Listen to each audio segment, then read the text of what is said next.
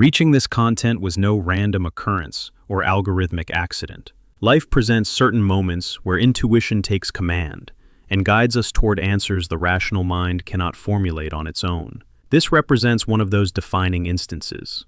Something within you recognized the need to arrive here. There are questions that can no longer remain ignored without bearing a deep emotional toll. You have likely spent considerable time sensing that a particular story in your existence remains suspended like an unfinished sentence or a melody cut short before its final note. It does not feel like a definitive conclusion, yet neither does it move forward. This sensation is not fantasy or exaggerated nostalgia, but the genuine perception of an open cycle that watches you silently while you attempt to continue without clear answers. Existence perceives what you carry when no one is looking. The sleepless nights, the mental confusion, the persistent question about whether what you experienced was real or merely an emotional illusion. This exhaustion arises from attempting to resolve something profound through pure logic alone. And if this message is reaching you at this moment, it carries significance. Carl Jung maintained that whatever remains unconscious eventually directs one's fate. When a connection remains incomplete, it activates deep layers of the psyche, the shadow, the attachment, the fear of not being chosen. You are not simply waiting for a person, you are waiting to confirm yourself. Jung understood that these experiences do not arrive to punish us, but to reveal unintegrated parts that ask to be seen before they repeat themselves. Perhaps a living ember still exists within that bond. Unspoken words, postponed decisions, emotions concealed behind pride. The heaviest burden is not the distance or the digital silence, but the uncertainty of not knowing whether to believe or release. However, this message does not arrive to increase confusion, but to offer radical clarity, because your next step is not external, but an internal movement that redefines everything. You have attempted to understand this story by observing external gestures, silences, delayed responses, as if all truth resided there. But the core is not outside. That person did not arrive by chance. They arrived as a mirror, a precise reflection that amplifies what dwells within you. Everything that attracted you and everything that hurts you today points to internal parts that were asking to be seen. If you recognize this feeling, write "truth" in the comments. The connection was not the end. It was the trigger for a process that remains active. Jung called this projection. When something internal is not integrated, the psyche deposits it in another. This is why the lack of definition hurts so deeply. You do not only fear losing someone, you fear losing the version of yourself that awakened in that bond. The sensitive, open, alive part. The genuine fear is not of external abandonment, but of closing yourself off internally again, of extinguishing a light you had just recognized. The universe does not punish you with this feeling. If the memory persists, it is because the transformation was not completed. Profound connections do not appear to fill momentary voids. They appear to provoke growth that does not occur in solitude. This is why distraction, rationalization, or forced forgetting is not enough. Something in this story demands awareness, and while it is not attended to, the sensation of pause will continue claiming your attention in increasingly intense forms. Here emerges the most common and costliest error, waiting for the mirror to change on its own. Many individuals remain motionless, projecting waiting, anguish, and need, believing the other will awaken. But the mirror does not decide, it only reflects. While you internally hold the lack, reality will return distance, not as punishment, but as coherence. The dynamic does not break with desire, it breaks with an internal reorganization. There exists a subtle, silent switch that alters the reflected image. It is not an impulsive action or a manipulation strategy. It is a consciousness correction. Every morning, without noticing it, you repeat an internal gesture that reaffirms the waiting, and that gesture keeps the stagnation alive. Understanding this does not generate guilt, it generates power, because what becomes conscious stops governing you from the shadow. The invisible routine begins upon waking. The first thought is not you, it is the absence. Then comes the phone, the automatic checking, the reading between the lines of a connection that does not arrive. Each micro-action seems harmless, but together they form a silent ritual of self-abandonment. You are not remembering, you are delivering energy, and all sustained energy teaches the bond how to treat you. It is not obsession, it is emotional conditioning. The nervous system learns to live on alert, waiting for a signal that will restore calm. But that calm never comes from outside. Jung comprehended that when you delegate your center, your psyche enters into dependency. This is why the anxiety does not decrease, even though you understand the situation. The body continues waiting for what consciousness has not yet decided to release or reconfigure. The silence of the other is not always rejection. Sometimes it is a response to your internal posture, not conscious, not intentional, but real. When someone perceives that your value is available without conditions, the bond loses vital tension, not because it does not matter, but because it finds no boundary. Desire needs form, direction, containment, and that only emerges when you stop revolving around an absence. Here occurs the genuine turn. When you withdraw energy from the maybe, something reorders itself. You do not harden your heart, you stabilize it. You stop asking for definition and begin to embody it. The nervous system regulates, the gaze changes, the body rests, not because it no longer matters, but because you no longer depend. And that difference, though invisible, is felt on the other side. This is the point where many retreat, because releasing the waiting feels like losing, but in reality, it is recovering your axis. The bond can only advance or close when you occupy your internal place, not before. If you choose your peace, write peace in the comments. Your next step is not to flee or insist. It is to choose yourself with such coherence that reality has no other option but to respond differently. Choosing yourself is not a mental act. It is a physiological change. When you stop anticipating the other, the body releases tension. Breathing drops, shoulders descend, the gaze becomes firm. This internal coherence sends a silent signal to the environment. Jung would say that the psyche begins to order itself when the ego stops fragmenting, and that internal order, though not announced, reorganizes the dynamic of any bond connected to you. Many individuals confuse choosing yourself with closing yourself off, but it is not the same. Closing is protecting yourself from fear. Choosing yourself is remaining open without betraying yourself. When you no longer negotiate your value, something changes in the frequency of the bond. The other may not understand it consciously, but they feel it. There is no longer urgency, no longer waiting vibrating in the air, only presence. And authentic presence always redefines the relational game. Here appears a profound paradox. When you release the expectation of return, you increase the real possibility of a healthy reunion, not because you manipulate the outcome, but because you free pressure. Desire does not survive in spaces saturated with need. It needs emptiness, mystery, autonomy. This is where fear protests. The mind wants guarantees. If I stop waiting, will they forget me? If I stop sending signals, will they move away? These questions are natural, but they come from a place that has not yet understood how energetic dynamics work. What you cling to moves away. What you respect from a distance observes. This is not metaphysics. It is coherent psychology. Attachment generates repulsion. Space allows movement. Jung understood that the psyche cannot advance under constant pressure. It needs breathing room to reorganize. And when you stop pressuring, internally and externally, a new possibility opens, not as a guarantee, but as legitimate space. The other can return, not because you manipulated, but because they finally feel that returning does not mean entering a cage of emotional demands. Here we reach the deepest point of the process. This is not about tactics, it is about genuine transformation. When you choose yourself, not as strategy but as decision, your internal vibration changes. You stop emitting lack and begin emitting wholeness. And that wholeness is felt, even at a distance, even in silence. It does not depend on messages or calls. It depends on how you inhabit yourself. Jung would say you stopped projecting your shadow onto another and began integrating it. That integration generates an internal magnetism that reorganizes all your relationships, not just that specific one. Many reach this point and feel fear. What if I choose myself and they never return? What if all this internal work was in vain? But here is the revelation. It was never in vain. Because even if they never return, you return to yourself. And that return is the most valuable reunion possible.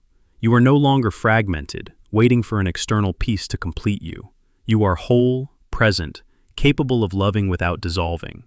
That is not a consolation prize, that is the ultimate prize.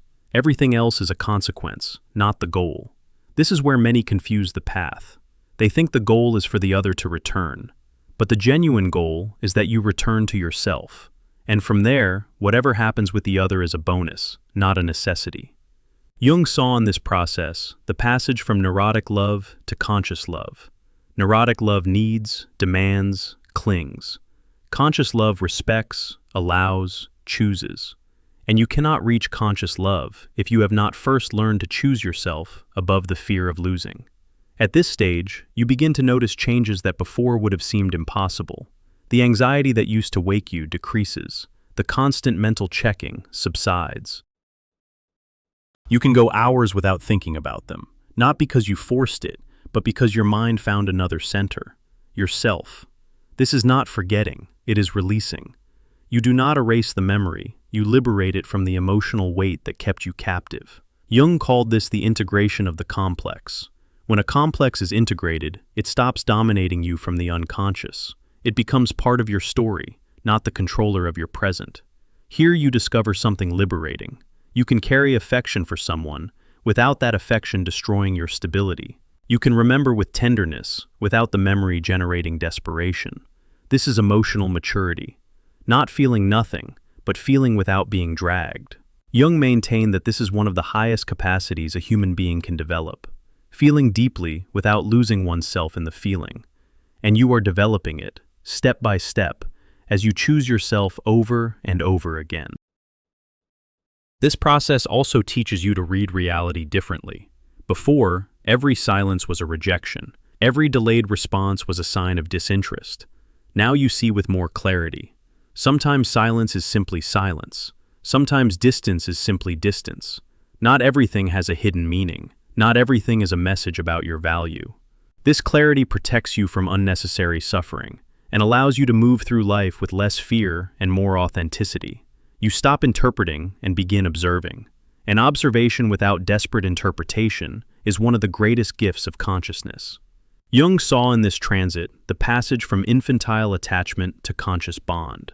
When you traverse it, you stop seeking to be chosen and begin to choose with clarity who deserves to remain.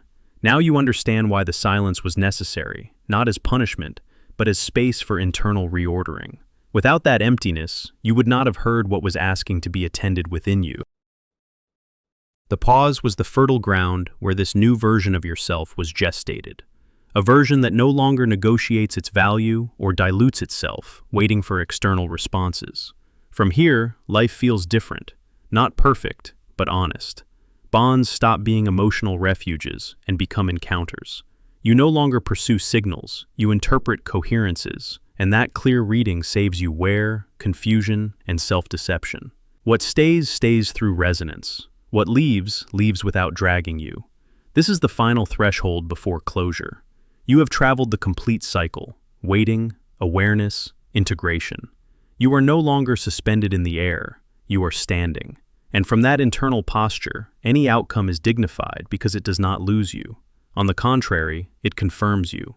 In this final stretch, the question is no longer whether that person will return. The real question is another. Would you return to the version you were when you were waiting?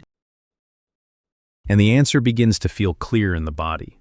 There is a new firmness, a quiet dignity. Jung maintained that when the self integrates, it stops begging for destinies. It no longer needs constant signals because it has become a stable point from which to view life. It is here where you comprehend that true power is not in retaining, but in withdrawing with awareness, not as punishment, not as strategy, but as coherence. In doing so, something reorders itself profoundly. The anxiety dissolves, the mind quiets, and what before seemed like a loss is revealed as a silent gain. You have returned yourself to yourself, without fragmenting in the attempt. If destiny decides to cross paths again, it will not be from lack. It will be from recognition. Two complete presences, not one pursuing the other. Jung would call this an encounter between individuals, not between projections. And only there can the bond sustain itself without repeating old wounds, because you no longer seek for the other to choose you. You already know who you are. And if the path does not cross again, something remains intact: your center. The story stops hurting because it is no longer lived as rejection, but as transit. Do you understand that some people do not arrive to stay, but to awaken you? And once you awaken, you do not need them to return to validate what you already integrated within yourself. This understanding brings a particular peace. It is not euphoria, it is not indifference, it is solidity. You walk knowing that you can love without losing yourself, open yourself without disappearing. Jung saw in this point the reconciliation with oneself. When it occurs, life stops feeling like a constant test and becomes a more honest dialogue with yourself and with the world. Now you can look back without paralyzing nostalgia, only lucid gratitude. You appreciate what was lived without needing to repeat it. You appreciate what was learned without romanticizing the pain. This clarity does not make you cold, it makes you precise. And emotional precision is one of the most profound forms of respect toward yourself and toward any bond that arrives afterward. Many call this closure, but it is not an abrupt closure, it is a smooth integration. Nothing is erased, everything accommodates itself. Memory transforms into wisdom, and from there your decisions change. You no longer choose from the wound, you choose from experience. Jung affirmed that this is the moment when destiny stops repeating itself as an unconscious pattern. If you pay attention, you will notice that your energy now attracts differently. Not because you try to attract, but because you no longer emit contradiction. Internal coherence is magnetic. It makes no noise. It does not announce itself, but it is felt. And whatever cannot find you in this new state simply vanishes without conflict. This is the hidden gift of the entire process. You do not depend on external happy endings to feel fullness. You have learned to sustain yourself in the midst of uncertainty without breaking. And that capacity, more than any reunion, is what transforms your relational life at its root. You approach the end of this journey with a different certainty. You do not need to run after what doubts. You do not need to prove your value. You are here, complete, present. And from this internal place, any door that opens or closes will do so with respect, because you no longer negotiate your essence out of fear of losing. Having reached this point, there is no longer confusion that dominates you. There may be emotion, memory, even nostalgia, but not chaos. You have traversed the complete experience without denying it or idealizing it. That is emotional maturity. Jung affirmed that when the unconscious stops directing us and hiding, the individual recovers their internal freedom, and that freedom makes no noise, but transforms every future decision with a silent firmness. Now you understand that not every return is physical. Some people return only to confirm that you no longer need what you once believed indispensable. That recognition is profound. It does not generate euphoria, it generates stability. And emotional stability is an advanced form of self-love. From there, you do not force conversations or explanations. You know that what is genuine does not need to be pursued to exist. The silence that once hurt today informs. It shows you what is aligned and what is not. You no longer interpret every absence as rejection or every gesture as promise. You see with clarity. Jung called this expanded consciousness. When the symbol loses power because it was already understood, the story stops repeating itself because you no longer respond from the same internal place. In this state, love stops being urgency, it becomes presence. You do not seek to complete voids, you share fullness, and that difference redefines any bond that attempts to enter your life, not from demand, but from mutual choice. Here ends the cycle of waiting and begins the cycle of coherence, not because everything is easy, but because now it is genuine. If that person returns, you will know exactly what to do. You will not react from the wound, but from clarity. And if they do not return, there will be no collapse either. Peace will not depend on the outcome. Jung taught that when a lesson is integrated, destiny stops insisting. You no longer need external proofs to validate what you know internally. This process did not harden you, it made you whole. You continue being sensitive, but no longer vulnerable to self-abandonment. You continue loving, but without losing yourself. That is one of the highest forms of emotional balance. When you achieve it, life responds differently, because you no longer send contradictory messages to the world or to yourself. Now you comprehend that true closure is not forgetting. It is remembering without pain. It is being able to name the story without it defining your value. Jung affirmed that the ultimate purpose of psychological growth is to become oneself. And you have advanced exactly in that direction, not fleeing, but staying with yourself when before you would have lost yourself in another. From here, you choose differently, not from fear of repeating the past, but from respect for what you now know. Love stops being a constant question and becomes a shared experience, clear, present. And if something cannot find you at this level of consciousness, it simply does not belong to your current path. If this journey spoke to you directly, it was no coincidence. You were ready to hear what before hurt too much to accept. That simple gesture helps this reflection reach more individuals who are also closing cycles from consciousness, not from flight. Carl Jung said that whoever looks outward dreams, but whoever looks inward awakens. Today you do not pursue, you do not wait, you do not negotiate your value. You have awakened to your axis, and from this internal place, you seal your decision with absolute clarity. Seal your commitment and write "I choose myself" in the comments.